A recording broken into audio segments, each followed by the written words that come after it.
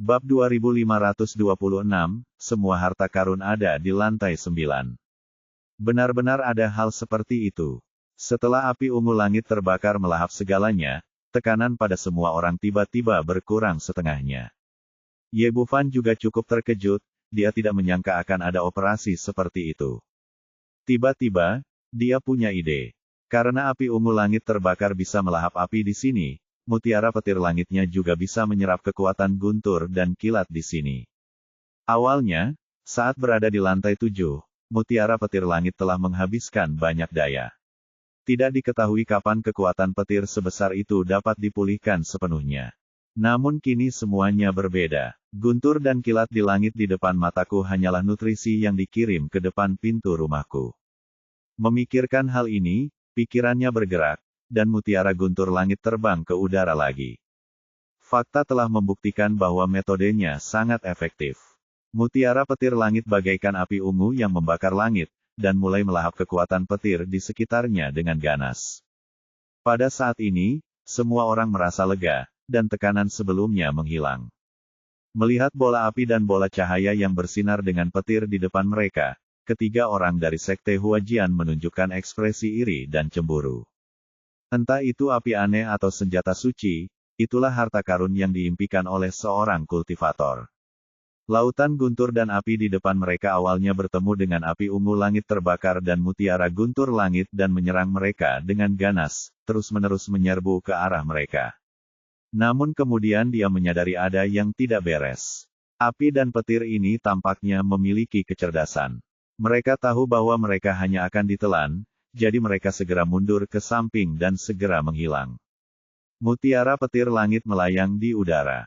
Meskipun tidak bertahan lama, kekuatan petirnya telah pulih sepenuhnya saat ini, dan bahkan lebih kuat dari sebelumnya.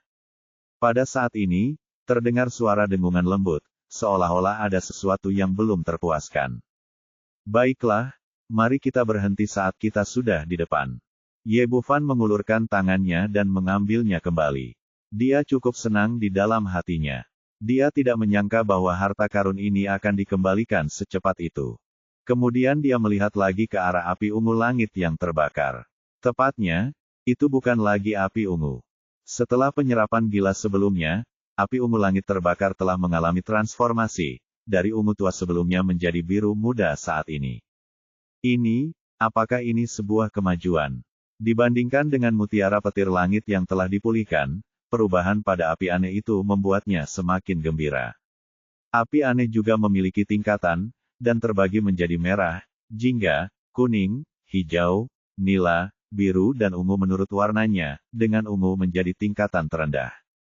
Secara umum, sangat sulit bagi api aneh untuk meningkatkan levelnya, namun tanpa diduga hal itu tercapai tanpa disengaja.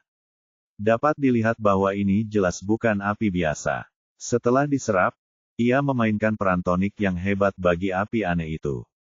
Pada saat ini, api ungu langit terbakar telah sepenuhnya berubah menjadi biru muda dan tampak sangat lembut, tetapi Ye Bufan dapat merasakan kekuatan yang terkandung di dalamnya, yang lebih dari 10 kali lebih kuat dari sebelumnya. Bagaimanapun, ini adalah hal yang baik, dan dia memadamkan api aneh itu. Ketiga orang dari Sekte Huajian menarik kembali tatapan iri mereka dan melihat ke menara Babel lagi. Pada saat ini, lautan guntur dan api menghilang secara ajaib, memperlihatkan wujud aslinya. Tidak ada apapun di sana kecuali tanah hangus, dan tidak ada sehelai pun rumput yang tumbuh. Sekarang semua orang menunjukkan ekspresi kecewa. Di mana harta karun yang dijanjikan? Mengapa tidak ada apapun di sini? Benar saja, di lapisan ke-8 tidak ada sehelai rumput pun, apalagi ramuan spiritual langka dan harta karun lainnya. Ye Bufan juga sedikit mengernyit.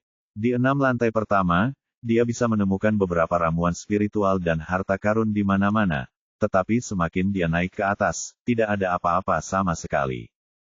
Biasanya, semakin tinggi Anda mendaki, semakin berharga harta yang Anda dapatkan, tetapi apa yang terjadi sekarang jelas sebaliknya. Setelah memastikan tidak ada bahaya, kelima orang itu mulai bergerak maju, mencari terus-menerus dengan harapan menemukan hal-hal tak terduga. Hasilnya mengecewakan mereka. Setelah mencari cukup lama dan melihat lorong menuju lantai 9, mereka tetap tidak menemukan apapun. Apalagi lantai 8 jauh lebih kecil dari lantai 7, dengan luas hanya sekitar 1000 kaki. Ye Bufan berkata, ayo kita pergi ke lantai 9 dan melihat-lihat. Benar sekali, ayo kita pergi ke lantai 9. Aku tidak percaya tidak ada harta karun di sana. Hua Ruyu berkata dengan marah, lalu mereka berlima melangkah ke pilar cahaya yang mengarah ke lantai 9 bersama-sama. Semua orang di luar menara Babel menatap tirai cahaya itu dengan saksama, awalnya mengira bahwa waktu yang dihabiskan di lantai 8 pasti jauh lebih lama daripada lantai 7. Namun, saya tidak menyangka bahwa hanya dalam 1 atau 2 jam, kelima titik cahaya itu akan melangkah ke lantai 9 bersama-sama. Apa yang terjadi? Bagaimana mereka melakukannya? Lantai 9, ya ampun, ini pertama kalinya di dunia mereka mencapai lantai 9. Jika mereka terus seperti ini, apakah mereka akan mencapai lantai 10? Semua orang di luar terkejut, termasuk para tetua dari semua sekte besar. Tidak seorang pun tahu peluang seperti apa yang akan tersedia di atas lantai 9 Menara Babel. Pada saat itu, semua orang begitu gembira seolah-olah mereka telah disuntik dengan darah ayam, menatap layar dengan mata terbelalak, menanti-nantikan keajaiban apa yang akan terjadi selanjutnya. Sebaliknya, Ye Bufan dan yang lainnya semuanya sangat gugup. Begitu memasuki lantai 8, aku menemukan lautan guntur dan api. Aku tidak tahu bahaya apa yang ada di lantai 9. Semua orang memasang ekspresi serius, dan mereka dengan panik mengalirkan energi sejati dalam tubuh mereka untuk membentuk ki sejati yang melindungi, dan mereka sepenuhnya berada dalam mode bertarung. Namun, saat mereka keluar dari lorong, mereka tercengang oleh pemandangan di depan mereka. Semua orang berdiri di sana seperti ukiran kayu atau patung tanah liat. Dibandingkan dengan lantai 8, luas lantai 9 telah menyusut banyak, sekarang luasnya sekitar 100 kaki. Setelah berjalan keluar, tekanan di sini jauh berkurang daripada sebelumnya, hampir tidak berbeda dengan di luar, dan energi spiritualnya kaya, membuat orang merasa sangat nyaman. Apa yang mereka anggap paling tidak dapat diterima adalah bahwa mata mereka dipenuhi dengan harta karun, seperti tumpukan batu spiritual, dan semuanya adalah kualitas terbaik. Ada pula kebun pengobatan spiritual di sebelahnya, yang penuh dengan tanaman herbal spiritual, termasuk ginseng giok emas yang bentuknya seperti palu, rumput spiritual salju yang berusia puluhan ribu tahun, dan Ganoderma lucidum yang berusia ribuan tahun bentuknya seperti batu kilangan. Ada juga berbagai bahan pemurnian di sisi lain. Singkatnya, harta apapun di sini sangat menggoda bagi para pembudidaya. Sesaat, kelima orang itu membelalakkan mata. Ruang di sekitar mereka seakan membeku, hanya terdengar suara orang menelan ludah. Barang bagus. Semua barang bagus. Mata Hua Ruyu berbinar saat dia melihat harta karun di depannya. Tidak heran tidak ada apapun di 2 lantai bawah. Ternyata semua harta karun ada di sini. Ye Bufan menarik napas dalam-dalam dan menenangkan emosinya yang meluap. Dengan begitu banyak batu roh kelas atas, dia tidak tahu sampai tingkat mana kultivasinya dapat ditingkatkan. Namun, dia masih memiliki akal sehatnya dan berkata dengan hati-hati, semua orang harus berhati-hati. Siapa tahu bahaya macam apa yang mungkin ada di sini. Benar sekali, kita harus lebih berhati-hati saat ini. Ketiga orang dari sekolah Huajian juga mengangguk. Kelima orang itu mulai bergerak maju perlahan, mendekati harta karun itu sambil melihat sekeliling dengan waspada, siap bertarung kapan saja. Namun, mereka tidak menemukan sesuatu yang aneh hingga mereka mendekati harta karun tersebut. Kemudian kelima orang itu bubar dan memeriksa seluruh lantai 9, tetapi tidak menemukan bahaya apapun. Ye Bufan melirik ke sudut lantai 9. Jalan setapak menuju lantai 10 bukanlah seberkas cahaya seperti sebelumnya, melainkan serangkaian tangga tanpa ujung yang terlihat. Hal ini membuatnya merasa sedikit terkejut, dan dia bertanya-tanya apa yang berbeda pada level ini. Tetapi yang paling penting sekarang adalah menangani harta karun di depan kita, dan masalah lantai ke-10 akan dibahas kemudian. Setelah memastikan bahwa tempat itu aman, beberapa orang kembali ke tumpukan harta karun. Hua Ruyu berkata, saudaraku, menurutmu bagaimana kita harus membagikan begitu banyak harta karun? Bab 2527 sungguh rakus. Ye Bufan berpikir sejenak dan berkata, bagaimana kalau begini, Yi Luoxiang dan aku akan mengambil setengahnya, dan kau dari sekte Huajian akan mengambil setengahnya. Bagaimana? Pembagian ini sepertinya membuat ketiga orang dari sekte Huajian berada dalam posisi yang kurang menguntungkan, tetapi sebenarnya, tanpa Ye Bufan, mereka bahkan tidak akan memenuhi syarat untuk menginjakan kaki di lantai 9. Apalagi lantai 7. Itu tidak akan berhasil. Ini bukan pembagian yang adil. Hua Xiyu melangkah maju dan berkata, meskipun kita telah mencapai lantai 9, itu semua berkatmu, adik kecil. Jika bukan karenamu, kita bahkan tidak akan dapat melihat harta karun ini, jadi tentu saja kita tidak akan memenuhi syarat untuk menerima setengahnya. Hua Feixue mengikuti, kamu benar. Orang-orang seharusnya tahu bagaimana cara bersyukur. Kita dapat melihat harta karun ini karena kamu, adik kecil. Bagaimana dengan ini? Kita bertiga hanya mengambil sepertiga, dan 2/3 sisanya akan menjadi milikmu, adik kecil. Mereka berdua berbicara dengan sangat tulus. Baiklah, mari kita bagikan sesuai dengan rencana ini. Ye Bufan tidak menolak terlalu banyak dan mengangguk setuju. Ini memang benar. Dialah yang maju ke medan perang dan mengatasi segala rintangan, sehingga dia berhasil mencapai lantai 9. Ketiga orang dari sekolah Huajian mengikuti di belakang tanpa berusaha keras, mereka hanya duduk santai dan menikmati hasilnya. Yang terpenting ialah begitu banyaknya harta karun, sehingga jika sepertiganya dibagikan, pastilah jumlahnya sangat besar. Dengan berlatih dengan sumber daya yang begitu banyak, aku yakin tidak akan lama lagi sekte suci lainnya akan lahir. Hua Ruyu berkata, anak muda, kalau begitu, kamu yang akan bertanggung jawab atas pembagiannya. Ye Bufan mengangguk dan melihat kembali harta karun itu. Demi bersikap adil, dia tidak mengambilnya secara langsung. Dia mengangkat tangannya dan melambaikannya, lalu suatu kekuatan energi tak terlihat membelah batu roh tingkat atas di depannya, yang sebesar bukit, menjadi dua bagian. Satu bagian berukuran 2/3, dan bagian lainnya berukuran 1/3. Untuk sesaat, energi spiritual meluap, dan bahkan perhatian Yi Luoxiang yang acuh tak acuh pun tertarik. Pada saat ini, ketiga orang dari sekolah Huajian saling berpandangan, dan cahaya dingin melintas di mata mereka. Kemudian mereka bertiga pindah bersama. Sebagai murid dari sekte yang sama, mereka memiliki pemahaman yang baik satu sama lain. Hua Feixue langsung memanggil senjata ajaib kelopak, yang berubah menjadi tali panjang dan melilit pinggang Ye Bufan. Kelopak bunganya terlihat sangat indah, tetapi sebenarnya sangat mematikan. Begitu Anda terjerat olehnya, mereka mungkin lebih menakutkan daripada tanaman merambat monster pohon. Pada saat yang sama, Hua Ruyu menghunus pedang di tangannya dan menusuk langsung ke tulang rusuk kiri Ye Bufan. Di sisi lain, Hua Xiyu bergerak secepat kilat. Pedang di tangannya berubah menjadi pelangi yang mengejutkan dan menusuk ke arah dada kanan Ye Bufan.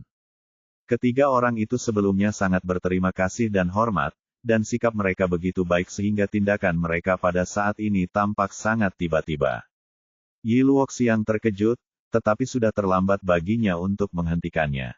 Hati-hati, di matanya yang ketakutan, pedang Hua Ruyu dan Hua Xiyu berkelebat dan langsung menusuk tubuh Ye Bufan. Namun hanya itu saja, sinar pedang keduanya tidak menimbulkan jejak darah, dan kemudian sosok Ye Bufan perlahan menghilang, dan senjata sihir kelopak Hua Feixue juga menyapu bersih semuanya. Ternyata apa yang baru saja mereka tabrak hanyalah bayangan yang tertinggal. Saat ini, Ye Bufan sudah tiba di belakang ketiga orang itu, menatap mereka dengan mata dingin. Sepertinya kamu benar-benar serakah. Sebenarnya, dia sudah lama curiga dan waspada terhadap ketiga orang itu karena pihak lain terlalu mudah setuju. Di negeri Dongeng Kunlun, para biksu akan menjadi gila saat melihat harta karun, dan pembunuhan demi harta karun dapat terlihat di mana-mana. Namun, mereka bertiga justru langsung menolak rencana pembagian separuh dari jatah yang diberikan, dan malah meminta lebih sedikit lagi. Hal ini jelas tidak wajar. Pasti ada yang salah saat terjadi kesalahan. Dia telah berhati-hati terhadap ketiga orang ini, jadi kelumpuhan mereka tidak berpengaruh sama sekali. Ketiga lelaki itu gagal dalam serangan diam-diam mereka dan tertegun sejenak, lalu kembali ke senyum mereka sebelumnya tanpa menunjukkan rasa malu sedikitpun. Hua Xiaoyu berkata, tidak ada yang bisa kami lakukan. Kakak Ye, jangan salahkan kami. Harta karun ini sungguh menggoda. Yi Luoxiang memarahi, kau benar-benar tidak tahu malu. Kau baru saja mengatakan kau bersyukur, tetapi sekarang kau melakukan hal yang bermuka dua. Menghadapi hinaannya, Hua Feixue hanya tertawa dan sama sekali tidak ambil pusing.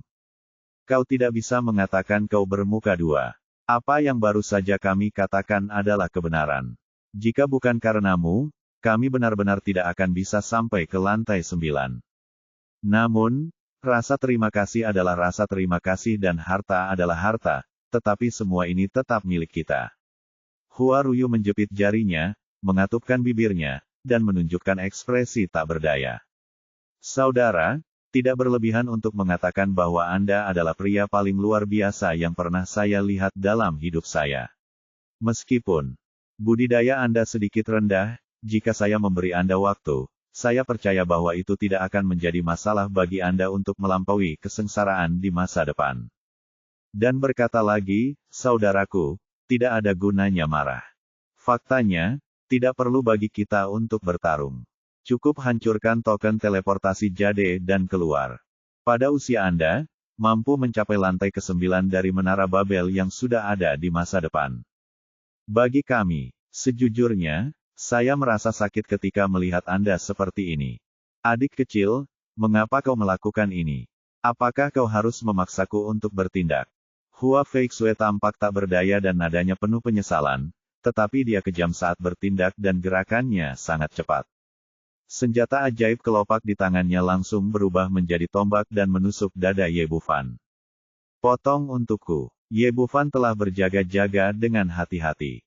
Pada saat ini, taring naga di tangannya meledak menjadi cahaya keemasan dan langsung memotongnya.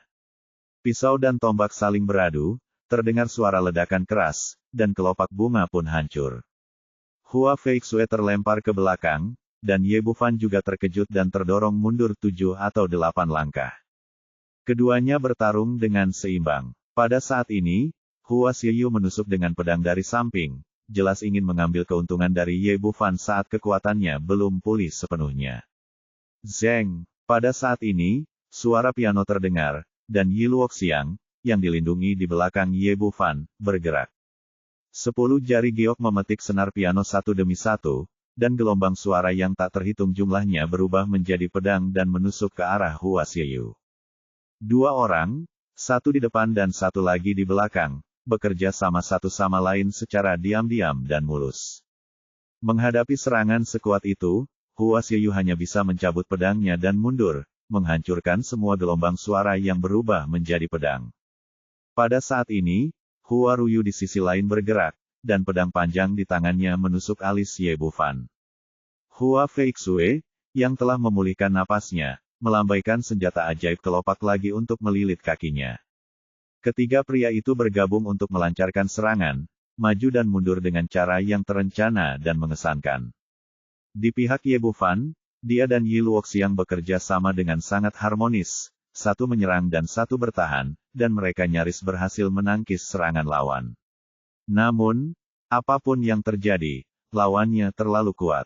2 kultivator Mahayana tingkat menengah ditambah Hua Ruyu, yang sebanding dengan kultivator Mahayana tingkat awal, masih jelas berada dalam posisi yang kurang menguntungkan. Bab 2528, Membunuh Tahap Mahayana Akhir. Adik kecil, kekuatanmu masih belum cukup. Aku sarankan kamu untuk menyerah. Kalau tidak, jika aku benar-benar menyakitimu karena kesalahan, kamu akan patah hati. Hua Xiaoyu mengatakan ini, tetapi pedang di tangannya menjadi semakin tajam, tanpa belas kasihan. Hua Ruyu juga berkata, ya, adik kecil, harta karun itu bagus, tetapi tidak sepenting nyawamu sendiri. Kurasa kau harus segera mengakui kekalahan. Hanya kalian. Cahaya dingin melintas di mata Ye Bufan, dan menghadap Hua Xiaoyu yang sedang berlari ke arahnya, dia menebas dengan pedang jiwanya. Lalu taring naga di tangannya membelah langit dan menebas langsung ke arah wajah lawan. Mereka bertiga awalnya memiliki keunggulan mutlak bersama, dan Hua Xiaoyu tidak menganggap serius serangan Ye Bufan. Namun, Tiba-tiba, ada rasa sakit yang tajam di lautan kesadarannya, dan dia langsung kehilangan kemampuan untuk melawan. Meskipun waktunya singkat, itu cukup mematikan.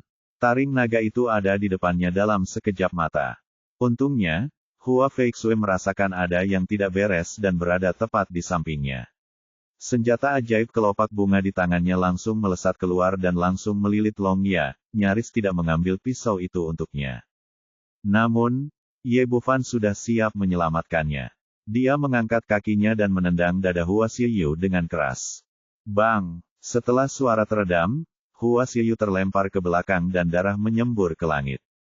Untungnya, Hua Feixue memberinya sedikit waktu, dan kesadaran spiritualnya pulih dan energi sejati dalam tubuhnya mulai beredar, jadi dia hanya terluka ringan. Kalau tidak, dia mungkin akan hancur berkeping-keping oleh pukulan ini. Sialan, dia benar-benar tahu kekuatan spiritual.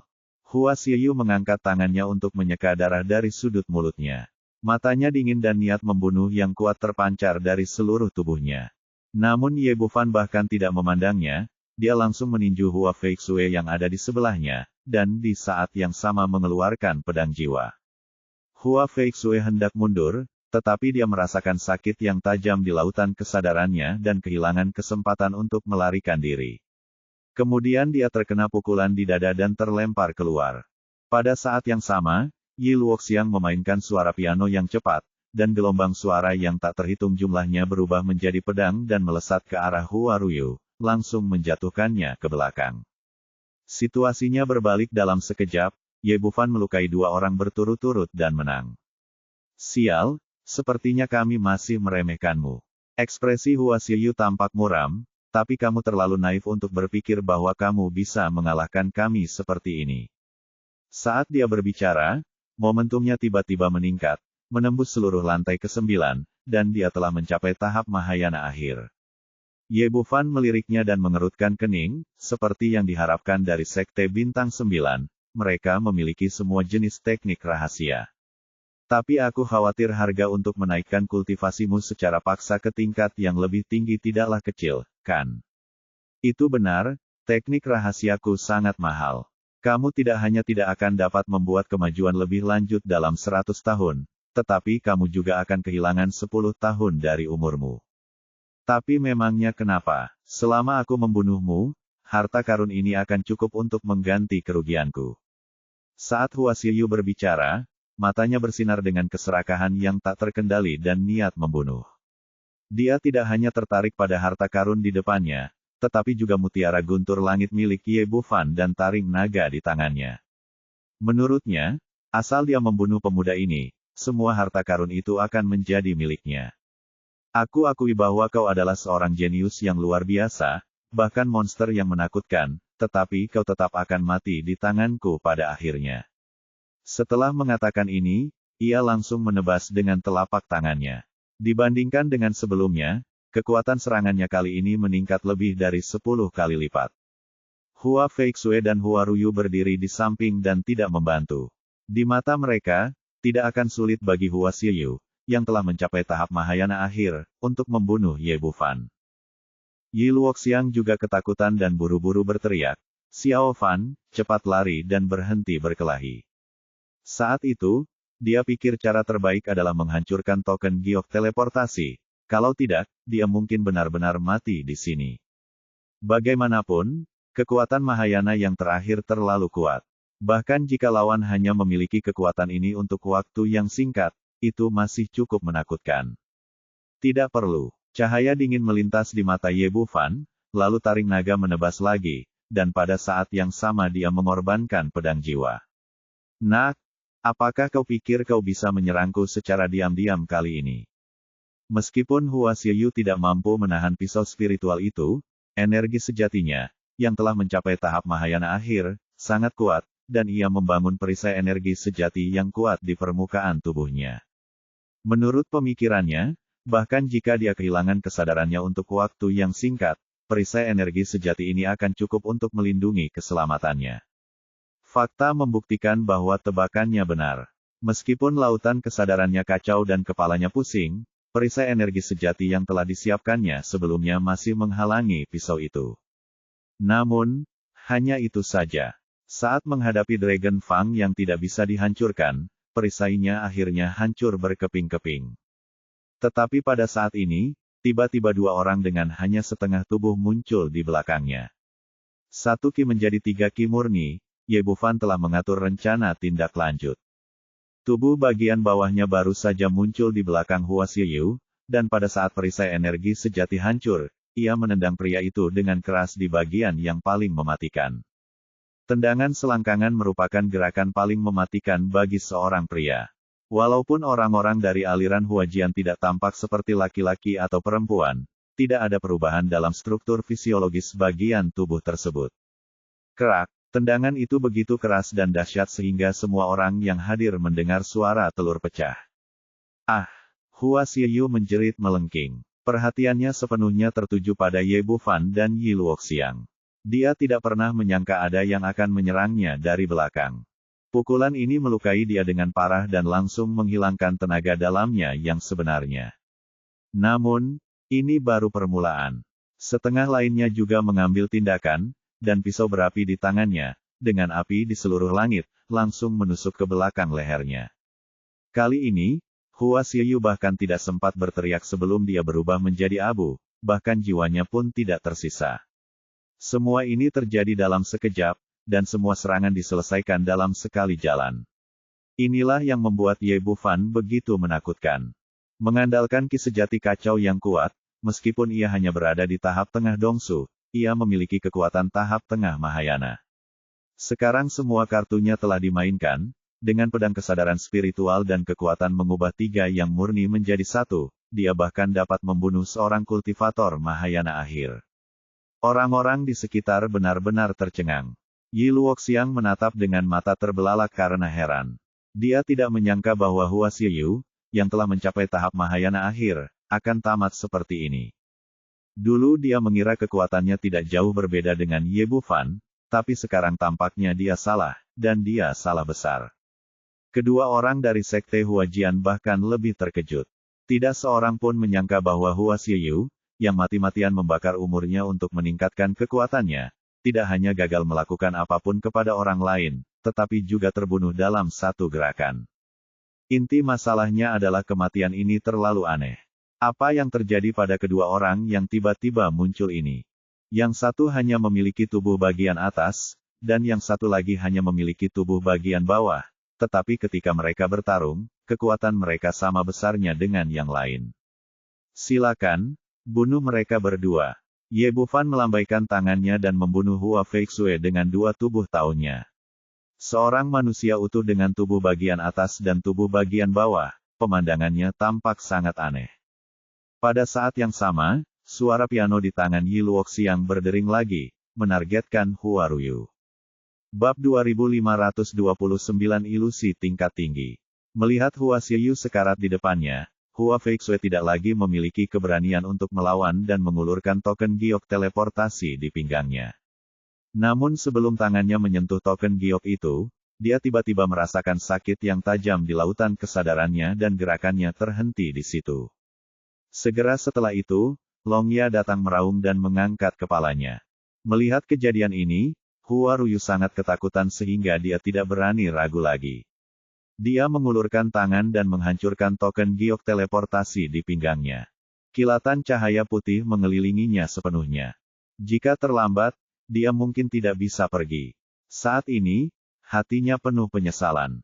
Jika dia tahu lebih awal, akan lebih baik jika dia mendapatkan sepertiga. Berpikir kembali pada apa yang mereka katakan sebelumnya untuk mengejek Ye Bufan, harta itu bagus tetapi tidak lebih penting dari nyawa sendiri. Jika dia diberi kesempatan lagi untuk memulai hidup baru, dia pasti akan membuat pilihan yang sama sekali berbeda. Di luar Menara Babel, orang-orang menunggu dengan penuh semangat, ketika tiba-tiba sebuah cahaya menyala dan Hua Ruyu terbang keluar dari dalam. Yuer sudah kembali. Di mana kedua pamanmu? Hua Sijin menyapanya dengan senyum di wajahnya. Bagaimanapun juga, Hua Ruyu telah mencapai lantai 9, dan pencapaian ini sudah cukup untuk dicatat dalam sejarah. Mereka semua dibunuh oleh Ye Bufan. Wajah Hua Ruyu pucat saat ini, dan dia tidak lagi memiliki pesonanya sebelumnya. Apa? Mendengar kata-katanya, ekspresi semua orang yang hadir berubah drastis.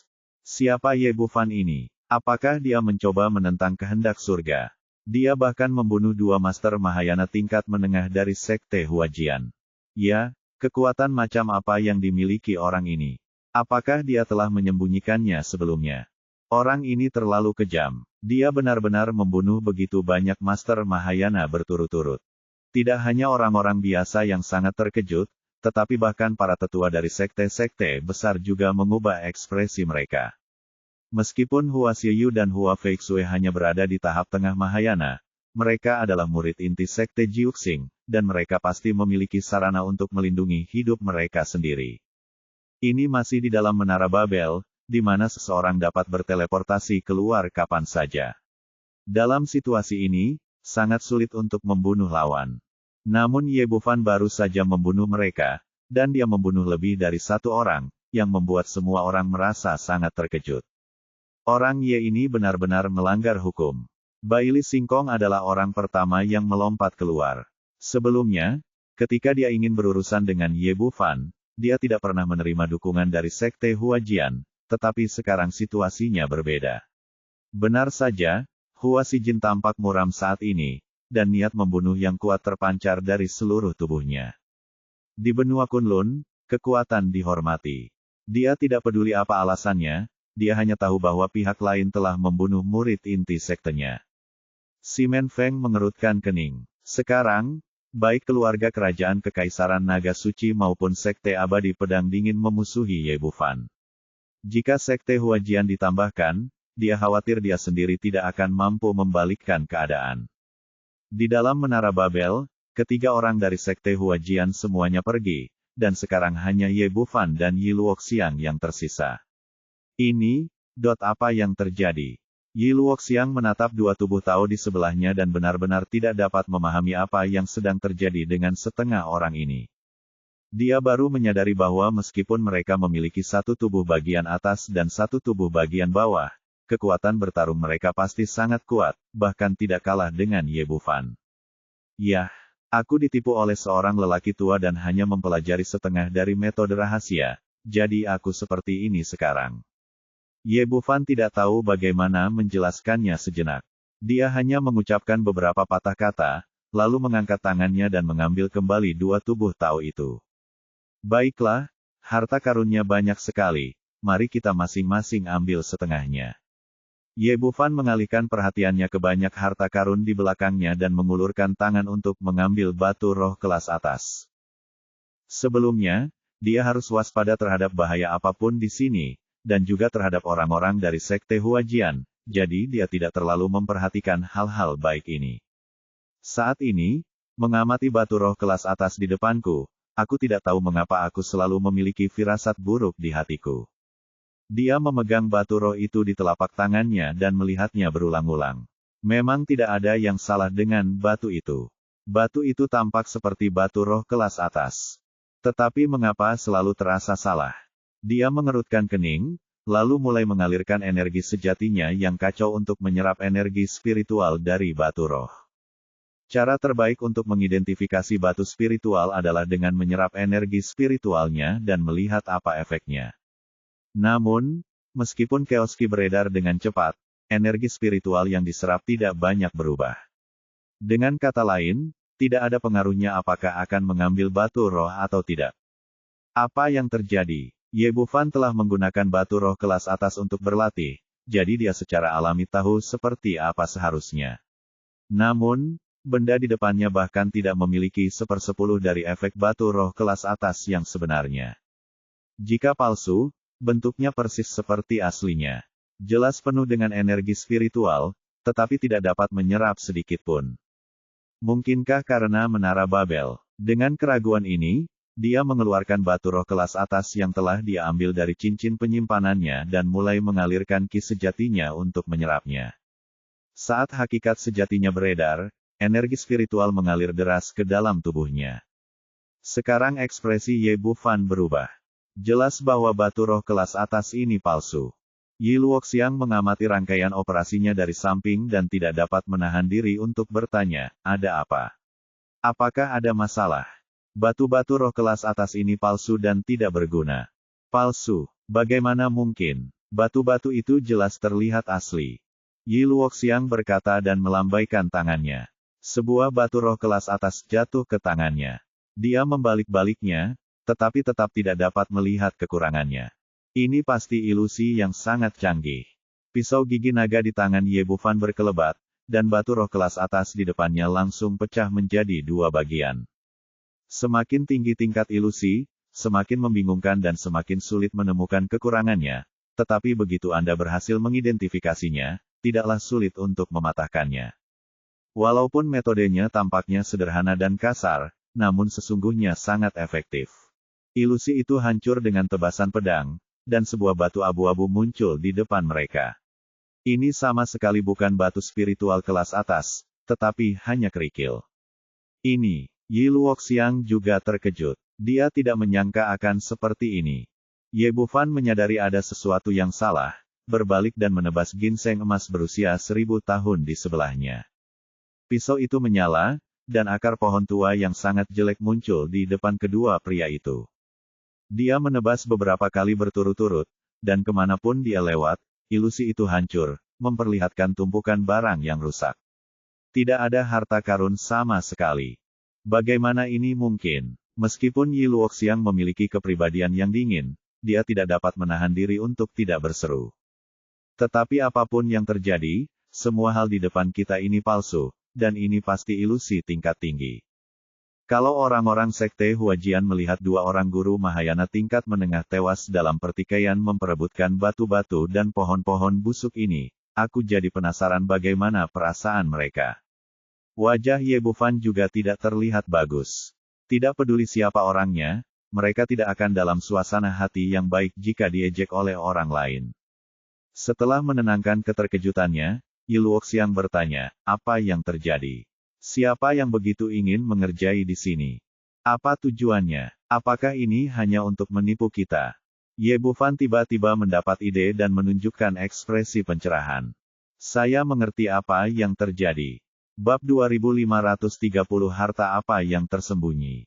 Yi Luoxiang menoleh dengan heran, wajahnya penuh kebingungan. Apa yang terjadi? Dari mereka yang memasuki Menara Babel tingkat ke-10. Petik 2. Yi Luoxiang berkata secara langsung, tentu saja itu untuk menemukan harta dan peluang. Dan mengamati hal-hal ini, kalau tidak kita tidak akan mengetahui bahwa ini adalah palsu. Ye Bufan menceritakan kisah itu perlahan, dan ada poin penting yang tidak dia katakan, yaitu, dia telah menggunakan batu roh kelas atas. Jika seorang kultivator biasa, dia mungkin tidak akan mampu menemukan triknya. Yi Luoxiang masih bingung, apa yang ingin dia lakukan. Atau bagaimana jika hanya ada satu orang yang memasuki lantai ke-9? Bukankah tujuannya tidak mungkin dicapai? Yi Luoxiang menunjukkan ekspresi yang bijaksana, kami membayar banyak, tetapi kami tidak menemukan harta karun. Obat-obatan spiritual dan herbal sebelumnya semuanya diperoleh di bawah lantai ke-6. Sulit pada awalnya. Ini, Yi Luoxiang merenung sejenak, dan semakin dia memikirkannya, semakin dia merasa bahwa apa yang dikatakan Ye Bufan masuk akal. Tetapi ada satu hal yang tidak ku mengerti. Jika memang begitu, mengapa dia membuka Menara Babel tingkat 10? Bukankah cukup hanya dengan tidak membiarkan orang masuk? Aku tidak tahu soal itu. Ye Bufan menggelengkan kepalanya, mungkin pihak lain punya alasan untuk membukanya, atau mungkin dia tidak bisa mengendalikannya. Yi Luoxiang mengangguk, kalau begitu, haruskah kita naik ke lantai 10? Tentu saja kita harus pergi. Ekspresi Ye Bufan tegas, mereka sudah berusaha keras untuk menghalangi kita. Aku ingin melihat harta karun apa yang tersembunyi di sana. Jika tebakannya benar, maka dia bisa mengetahui dengan jari kakinya bahwa hal-hal di sana pasti tidak sesederhana itu. Baiklah, aku akan pergi bersamamu. Yi Luoxiang tidak memiliki banyak keraguan, dan dia dan Ye Bufan berjalan menuju pintu masuk lantai 10 bersama-sama. Mereka pernah melihatnya sebelumnya. Tempat ini benar-benar berbeda dari lorong 9 lantai di bawahnya. Itu bukan teleportasi luar angkasa, tetapi tangga sungguhan. Anak tangga tersebut lebarnya sekitar 10 meter dan tingginya setengah meter. Tidak sulit bagi seorang kultivator untuk menaikinya dalam satu anak tangga. Saat mendongak, semuanya abu-abu dan saya hanya bisa melihat selusin anak tangga. Saya tidak bisa melihat apapun di atas sana. Ye Bufan menyapukan indera spiritualnya ke atas, namun pantulannya hanya berjarak 3 atau 4 meter, dan sebenarnya tidak sejauh yang dapat dilihat oleh bidang penglihatannya. Tempat ini benar-benar aneh. Sepertinya mencapai lantai 10 bukanlah hal yang mudah. Dia tidak terburu-buru untuk memanjat, tetapi menoleh untuk melihat Yi Luoxiang. Siang-siang, apakah kamu masih ingat tangga di Pulau Raja Naga? Siang-siang, dipanggil begitu akrab oleh Ye Bufan lagi, Yi Luoxiang merasakan perasaan yang akrab di hatinya, dan bahkan sedikit kebahagiaan. Tetapi dia sama sekali tidak ingat Pulau Raja Naga atau tangga menuju surga dan hanya bisa menggelengkan kepalanya sedikit. Tidak masalah jika kamu tidak ingat. Aku pernah menaiki tangga ke surga sendirian sebelumnya, dan hari ini kita akan naik ke lantai 10 bersama-sama. Setelah Ye Bufan selesai berbicara, dia mengulurkan tangan dan memegang tangannya. Tubuh Yi Luoxiang sedikit gemetar, tetapi dia tidak menepisnya. Dia sudah mempercayai apa yang dikatakannya sebelumnya di dalam hatinya. Keduanya berjalan bergandengan tangan menuju lantai pertama. Begitu kaki mereka menyentuh anak tangga batu, tekanan tak terlihat tiba-tiba turun dari langit. Tekanan seperti ini tidak dapat diungkapkan dengan kata-kata. Ini adalah sesuatu yang belum pernah saya alami sebelumnya. Bukan hanya tubuh fisik saja yang merasakan tekanan luar biasa, tetapi bahkan energi sejati dan kekuatan mental dalam tubuh juga tertekan. Meskipun ia baru melangkah satu langkah, sirkulasi energi sejati dalam tubuhnya sedikit melambat. Kesadaran spiritualnya bahkan tidak dapat mencapai 1 meter di atas permukaan tubuh, apalagi 3 atau 4 meter sebelumnya. Ye Bufan berkata dengan lembut, di sini benar-benar aneh. Meskipun tidak ada api dan guntur seperti saat dia melangkah di tangga menuju surga di Istana Raja Naga, tempat itu terlihat sangat damai, tetapi tempat itu memberinya perasaan yang sangat berbahaya.